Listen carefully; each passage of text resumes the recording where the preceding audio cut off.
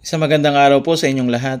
Muli magkakaroon tayo ng pagbasa mula sa Aklat ng Mga Awit, Kabanata 17, Talatang 1 hanggang 15. Talatang 1. O Panginoon, pakinggan mo ang matuwid na usapin. Pansinin mo ang aking daing. Mula sa mga labing walang pandaraya, dinggin mo ang aking panalangin. Talatang 2. Mula sa iyo ay manggaling ang aking kahatulan.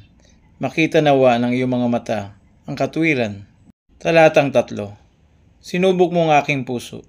Dinalaw mo ako sa gabi. Nilitis mo ako at wala kang natagpuan.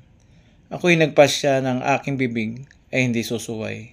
Talatang 4. Tungkol sa mga gawa ng mga tao, sa pamamagitan ng salita ng mga labi mo, ang mga daan ng karahasan ay naiwasan ko.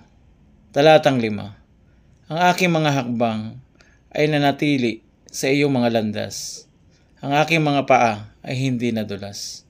Talatang 6. Ako'y tumatawag sa iyo, O Diyos, sapagkat ikaw ay sasagot sa akin. Ang iyong pandinig ay kiling sa akin. Ang aking mga salita ay pakinggan mo rin. Talatang 7.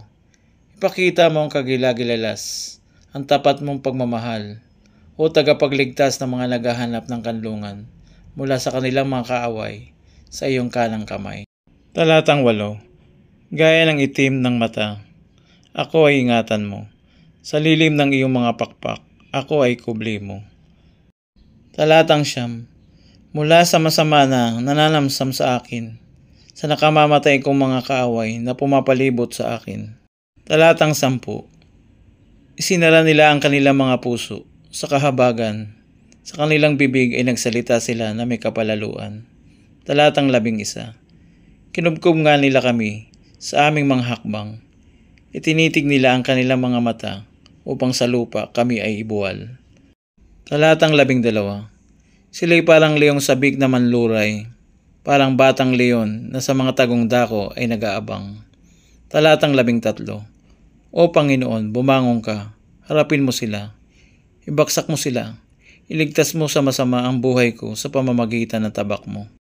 Talatang 14. Mula sa mga tao sa pamamagitan ng iyong kamay, O Panginoon ko, mula sa mga tao na ang bahagi sa buhay ay sa sanlibutan ito, at ang tiyan nila'y pinupuno mo ng iyong kayamanan.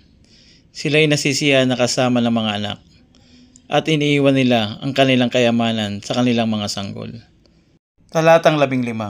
Tungkol sa akin, aking mamasdan ang iyong mukha sa katwiran. Kapag ako'y gumising, aking mamamasdan ang iyong anyo at masisiyahan.